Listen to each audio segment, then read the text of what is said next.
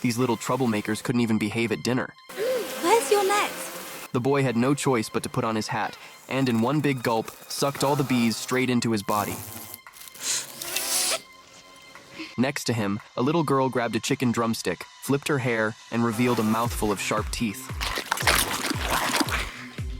After dinner, everyone decided it was time for Jake to witness the magic of the time loop. They all put on their oxygen masks. Just then, dozens of German fighter planes flew overhead and dropped a bomb. Jake jumped in shock, but Miss Peregrine calmly pressed her pocket watch. In an instant, the bomb, and even the falling rain, froze in place. Then she turned the dial, and unbelievably, time began to rewind. They were back to the previous evening, and so, they lived the same day again and again. Endless loop. Because outside the loop lurked monsters with a craving for eyeballs. Jake's grandfather had refused to give up Miss Peregrine's location, and the monsters killed him for it. Jake, however, inherited his grandfather's ability. He could see those invisible beasts. One day, another time bird, an older woman, found them. She told them her loop had been breached, and the children there were all slaughtered. Miss Peregrine realized their castle was no longer safe. She began packing to leave, but no one expected it. The monsters had already arrived, knives in hand, and took Jake hostage. To protect the children, Miss Peregrine had no choice but to transform back into her bird form